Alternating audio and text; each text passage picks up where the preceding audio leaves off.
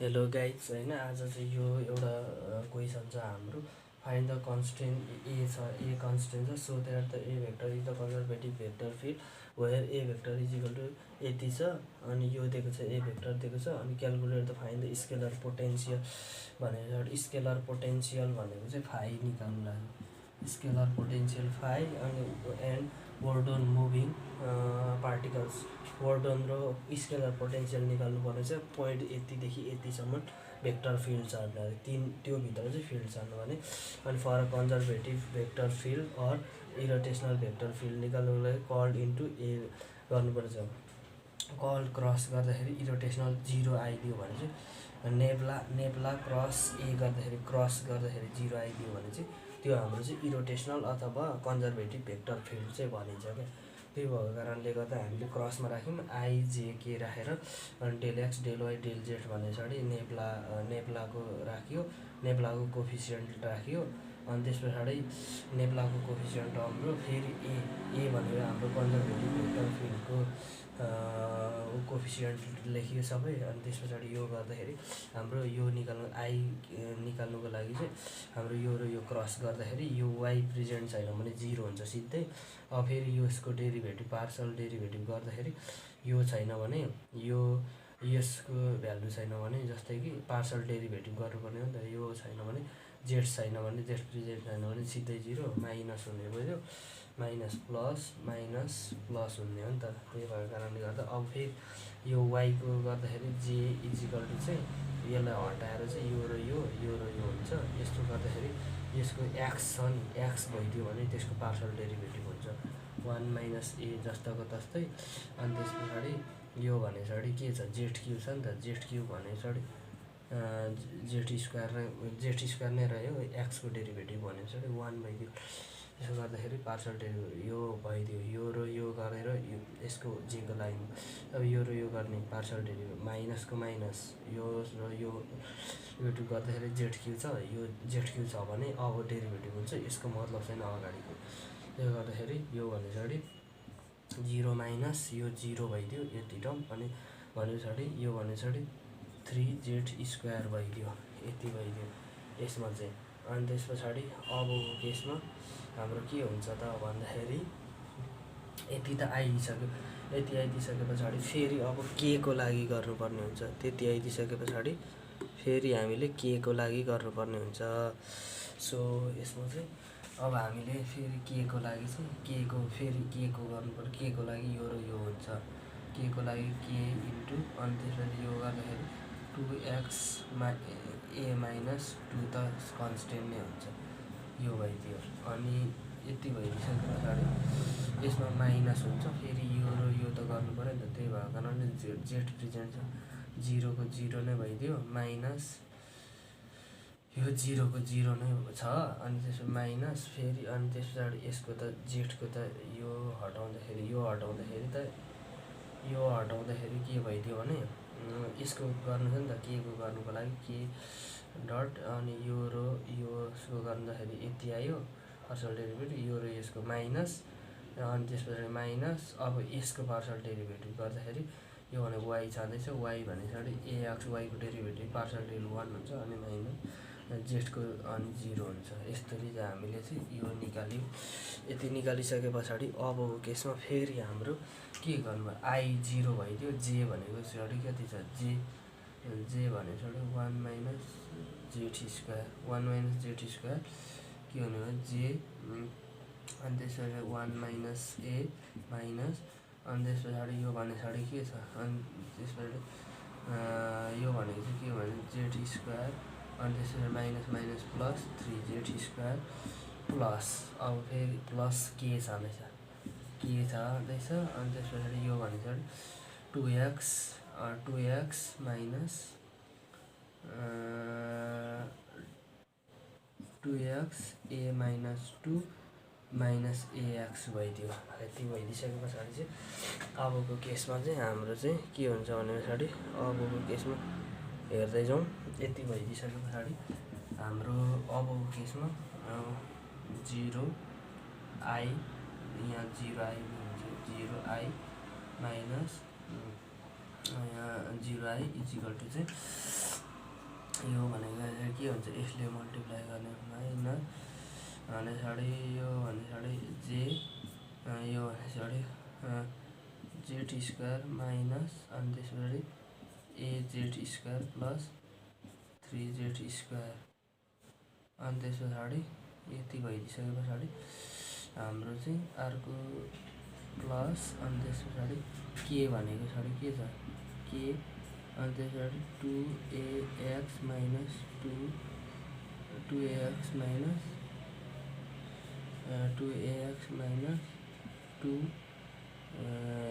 4x भन्दाखेरि 4x minus ax यति गरिसके पछाडि यति आइदियो। यति आइसके पछाडि अब केसमा हामीले चाहिँ के गर्नु सकिन्छ भने पछाडि तल अब हामीले छुट्टा छुट्टै यहाँ क्रस प्रोडक्टबाट चाहिँ यहाँ निकाल्न सकिन्छ। यो निकाल्दाखेरि यसमा नाउ अब यसलाई चाहिँ जिरोसँग इक्वेट गर्नु पर्यो। जेको कोफिसियन्टलाई के गर्नु पर्यो भने जेड स्क्वायर माइनस होइन a z square plus 3z square equal to 0 गर्नु पर्यो। यो 0 गर्दाखेरि के हुन्छ भने पछाडि यो भने पछाडि 4z square minus a z square भइदियो।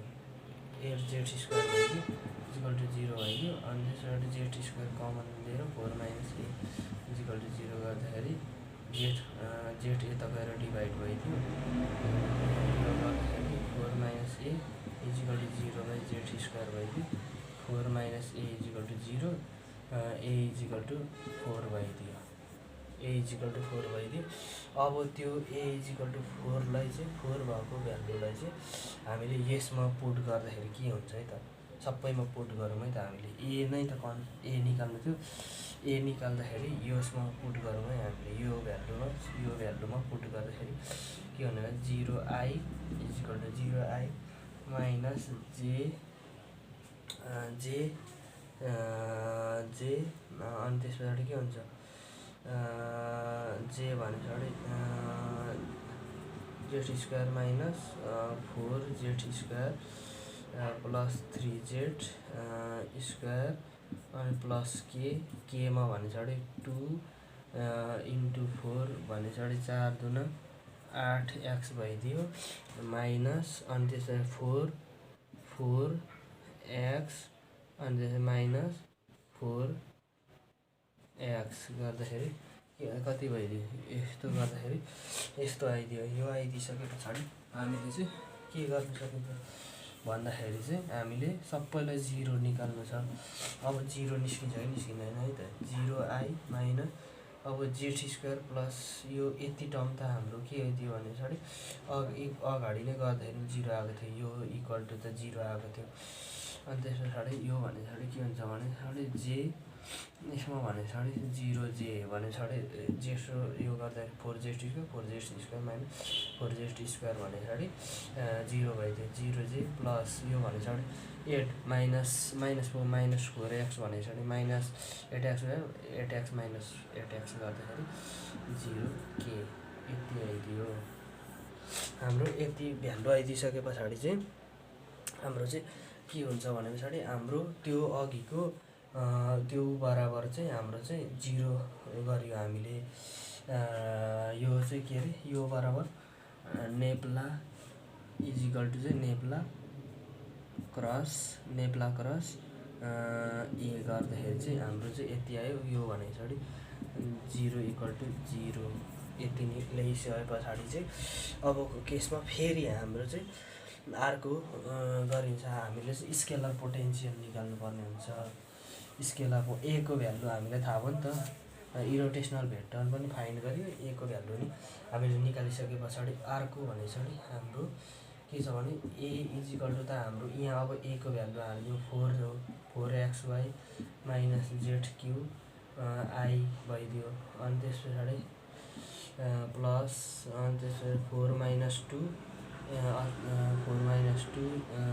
x स्क्वायर जे प्लस 1 माइनस 4 xz स्क्वायर के यति भइदिइसके पछाडि चाहिँ हाम्रो चाहिँ सो यति भयो। यो भनेको चाहिँ हामीले चाहिँ अब स्केलर पोटेन्सियल फर स्केलर पोटेन्सियलको लागि चाहिँ के हुन्छ त, स्केलर पोटेन्सियल यो फाइन्ड आउट गर्नुको लागि त हाम्रो त यो भने चाहिँ यसलाई चाहिँ ए होस् कि एफ होस् कि जुनै कन्जर्भेटिभ भेक्टर फिल्ड होस् कि इरोटेसनल भेक्टर फिल्ड होस् त्यसलाई चाहिँ डी फाइ लेखिन्छ। यो भनेको चाहिँ हाम्रो के भइदियो भने 4xy माइनस जेड क्यू, अनि त्यसपछि आईको ठाउँमा डिएक्स लेख्ने भनेको नि डिएक्स, अनि प्लस 4 माइनस 2 गर्दाखेरि 2x square d y plus 1 minus 4x z square गर्दाखेरि हाम्रो के भइदियो भने यसमा चाहिँ के को ठाउँमा डिजेड लेख्नु 1 माइनस 4x जेड स्क्वायर, अनि त्यसमा डी जेड भइदियो। यति गर्दाखेरि चाहिँ अब हाम्रो डी फाइ निकाल्नुको लागि चाहिँ यसमा अब हामीले कसरी लेख्न सकिन्छ भने डिएक्सको ठाउँमा हाम्रो डिएक्सको रेस्पेक्टमा अब हाम्रो वाइ आएको छ भने डिएक्सको रेस्पेक्टमा हाम्रो वाइ कन्स्टेन्ट आएको छ भने वाइ आएको छ भने वाइ आएको छ भने एक्सको कन्स्टेन्टमा डेरिभेटिभ गर्दा डिफ्रेन्सिएट गर्दाखेरि वाइ कन्स्टेन्ट हुन्छ भने अर्को भने चाहिँ डिवाईको ठाउँमा हाम्रो एक्स कन्स्टेन्ट हुन्छ। त्यही भएको कारणले गर्दा 2x स्क्वायर भइदियो हाम्रो। अनि त्यस पछाडि प्लस अब हाम्रो फेरि डिएक्सको रेस्पेक्टमा डिफ्रेन्सिएट गर्दाखेरि जेड कन्स्टेन्ट आएको छ भने हाम्रो फेरि अर्को पछाडि त हाम्रो के आउने भइदियो, यो जेडको ठाउँमा त हाम्रो के आउने भयो त हाम्रो एक्स त कन्स्टेन्ट हुने भइदियो।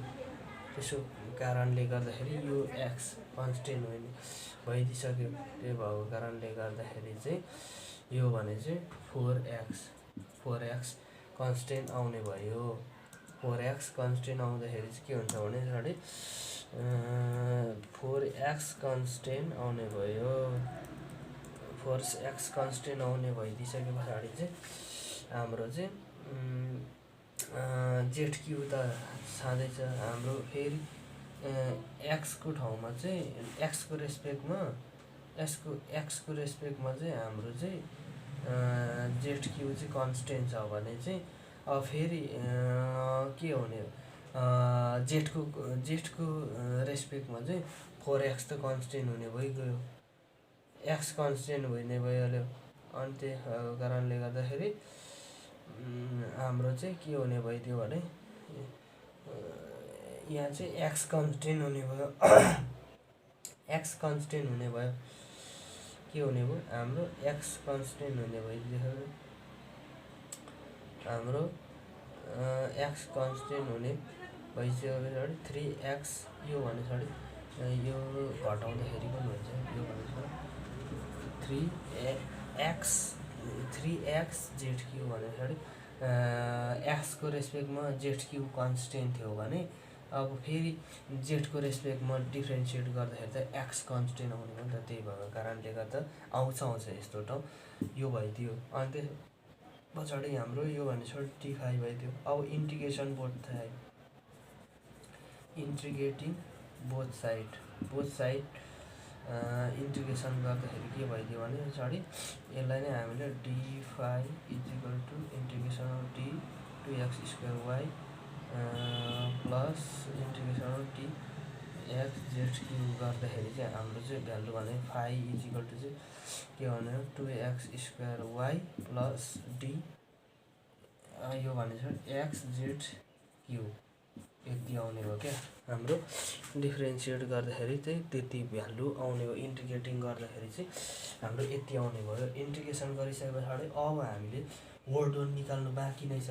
हामीले के गर्नु बाँकी छ, वर्ड वन निकाल्नु बाँकी छ भने पछाडि स्केलर पोटेन्सियल भने पछाडि यति निस्क्यो भने वर्ड वन भने पछाडि के हुन्छ, वर्ड वन भनेको त हाम्रो त के हुन्छ भने पछाडि यो पोइन्ट हुन्छ। वर्ड वन भने पछाडि अब कतिदेखि कति छ भने यो पोइन्टदेखि 1 2 -3 देखि 1 -4 2 सम्म जाने हो। एफ इन्टु डिएक्स हुन्छ एफ इन्टु अथवा डिआर हुन्छ। यो भने पछाडि के हुन्छ भने पछाडि यो त स्केलर पोटेन्सियलमा त यो गरेर त यो भनेको चाहिँ एफ डट डिआर भनेको त फाई हो। यो भएको कारणले गर्दाखेरि एफ डट डिआर भने चाहिँ इजिकल टु अर यो भने चाहिँ फाई पनि हो है, अर फाई। यो गर्दाखेरि चाहिँ हाम्रो 1 2 -3 गर्दाखेरि चाहिँ हाम्रो यतिको डिफ्रेन्सिएट गर्दाखेरि यसको डिफ्रेन्सिएट गर्दाखेरि इन्टिग्रेसन गर्दाखेरि चाहिँ हाम्रो चाहिँ यति आएको थियो। अथवा यतिलाई इन्टिग्रेट एफ डट डिआर भनेको त हाम्रो त टोटल यो भ्यालु हो, यो भ्यालुलाई हामीले इन्टिग्रेसन गर्दाखेरि चाहिँ हाम्रो चाहिँ यति आएको छ क्या। त्यो भएको कारणले गर्दाखेरि पोइन्ट मात्रै डाइरेक्ट हाल्छौँ हामीले। अब पोइन्ट हाल्छौँ भनेपछि 2x² y प्लस xz यो गर्दाखेरि 1 2 -3 अनि 1 -2 आइदियो। यति गर्दाखेरि चाहिँ हाम्रो चाहिँ अबको केसमा के आउनु भयो त भन्दाखेरि यति गरिसकेपछि यतिको इन्टिग्रेसन भनेको चाहिँ यो हो क्या राजा।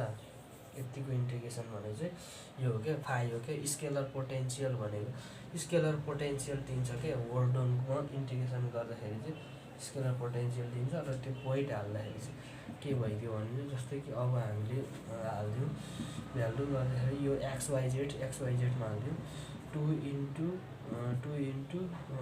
1 को स्क्वायर वाई भने पछाडि -4 छ, -4 प्लस एक्स भनेको 1 छ, 1 अनि जेड क्यु भनेको चाहिँ कति छ 2 को पावर क्यु गर्दाखेरि अनि माइनस फेरि यो माइनस। अब फेरि यो तल्लो भ्यालु पुट गर्दाखेरि upper limit minus lower limit हुन्छ। त्यही भएको कारणले गर्दाखेरि 2 इन्टु 1 को स्क्वायर वाई भनेको कति छ .2 प्लस एक्स भनेको 1 छ अनि जेड भनेको -3 को क्युब गर्दाखेरि हाम्रो यति गर्दाखेरि यतिको भ्यालु कति आउने भइदियो भन्दाखेरि हाम्रो त्यतिको भ्यालु गर्दाखेरि चाहिँ हाम्रो कति आउने -47 आउने भयो। यो भनेको पछाडि वर्डन हाम्रो जस्तै कि अबको केसमा यति केसमा भने चाहिँ अब के आइदियो भने जस्तै कि यतिमा हामीले फाइन्ड आउट गर्नुपर्ने के थियो भन्ने कुरो चाहिँ म लेख्छु है त। सबैभन्दा पहिला हामीले 1 नम्बरमा भने पछाडि कन्जर्भेटिभ भेक्टर फिल्ड भनेको डेल क्रस ए भने पछाडि del cross A equal to 0 निकाल्नु थियो। अनि त्यसपछि that is A equal to 4 आएको थियो। त्यो भइदियो 1 नम्बरमा। 2 नम्बरमा भने पछाडि स्केलर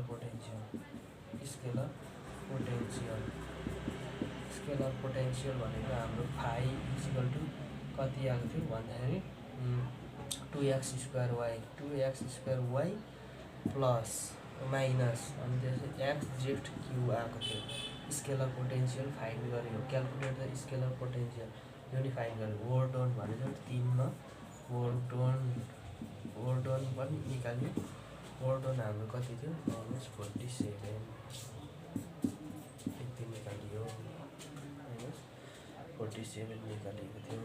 त्यो पोइन्टमा 8 पोइन्ट भनेपछि के थियो वर्डनको फर्मुला अनुसार एफ इन्टु डिआर 8 पोइन्ट भनेपछि यो भनेपछि 1 2 -3 यो भनेपछि 1 -4 र 2 को बिचमा वर्डन भनेपछि हाम्रो 47 हुने रहेछ क्या -47 हुने रहेछ।